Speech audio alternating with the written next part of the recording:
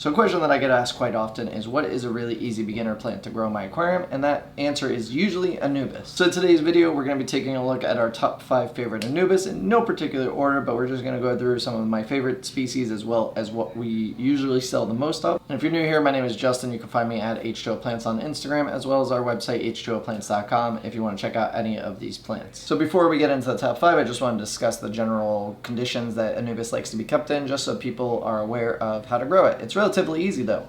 They do like harder water but can tolerate soft. They don't care about pH, so really any pH is fine. They don't care about really nutrient content because they're such a slow growing plant. They will absorb nutrients that are available in the water column, although dosing with a liquid fertilizer such as our Vital or Vital X will help them grow long term, but it's not needed. They're also super simple to plant. They can either go in the substrate, but if they go in the substrate, you want to leave the horizontal rhizome above the substrate. I've done a video on this, so you can click up above to check that out. As well as you can tie them to rocks, driftwood, any aquarium decoration whatsoever, and they will shoot down roots and find substrate as they grow. So they also don't need a lot of light, they don't need CO2, so they're really easy beginner plants, super simple. Most people should be able to grow them no problem. So this list is in no particular order, but we're going to start off with one of my favorites, and that's Anubis Nana Petite. You can see here it's really small, so let's get up close for the camera there. So you can see there, it's a really small leaved Anubis. It has several leaves in this pot.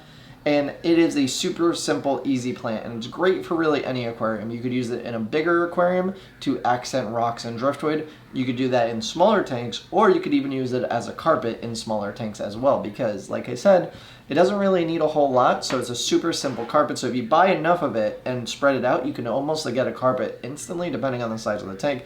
Of course, I wouldn't do anything super big, like anything over a 10-gallon. I would say you're probably going to be spending a fortune to get enough Anubis to cover it. But if you had a small little cube, like a 2-gallon or vase or something, you could easily use this as a carpeting plant. So what really makes this Anubis stand out is that it's super small and compact, opposed to most of the other Anubis that have larger leaves. Now, there are several smaller species of Anubis. However, Anubis Nana Petite is the most common and readily available. I have much rarer ones, but they will run you a small fortune to be able to get. We've actually done a video unboxing several rare Anubis, so you can check that out as well. So number 2 is Anubis Nana Petite's big brother, and that's essentially just Anubis Nana. So Anubis Nana is the bigger variation of Anubis Nana Petite, and you can see here the one plant is as big as, you know, the entire pot compared to what's in here. So it is a lot bigger, but what's nice is you could use them in contrast to each other. You could put these in a spot and put little Nana Petites around it, and it will create a nice little effect having to do with larger and smaller leaves. So you really use it in an aquascaping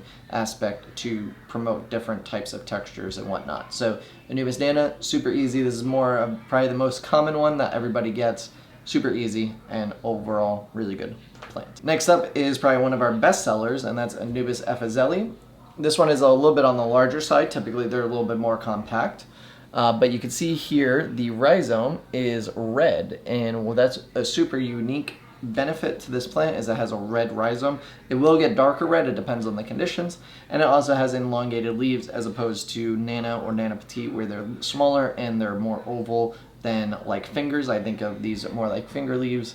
And overall, I really like this. It can be a nice little plant for like a background or something like that, or, you know, even mid-ground on some tanks. I actually use it in this tank right now. It's a background plant and looks really good. Our 4th Anubis is Anubis Hosta Folia, and what's unique about Anubis Hosta Folia, not only it being much bigger than the other previous Anubis I mentioned, but the leaf shape, if I could get it to stand still here, let's see, boom, there we go, is like a spade. It has this nice spade leaf. Now, some of them don't essentially look like that. Like this leaf here is more of a finger type leaf like Efazeli. However, this one here has that spade tip and it looks really nice. It's a bigger sort of Anubis, so great for a bigger tank or a background plant, and will do really well in almost any aquarium. Now, last but not least is probably one of my most favorite, just because I really like the coloration, but is Anubis Nana Golden. And essentially it's the same thing as Anubis Nana. So they're the same leaf shape, as you can see here.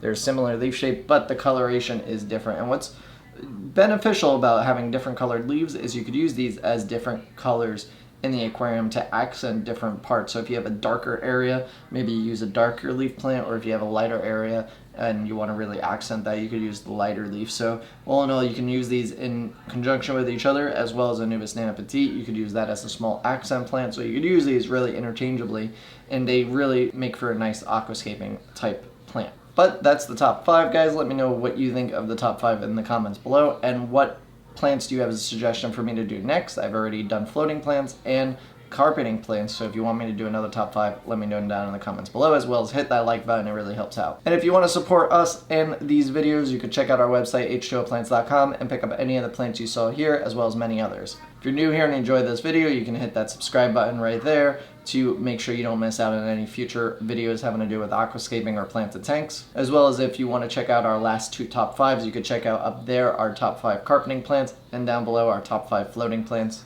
So thank you so much for watching, guys, and I'll see you on the next one.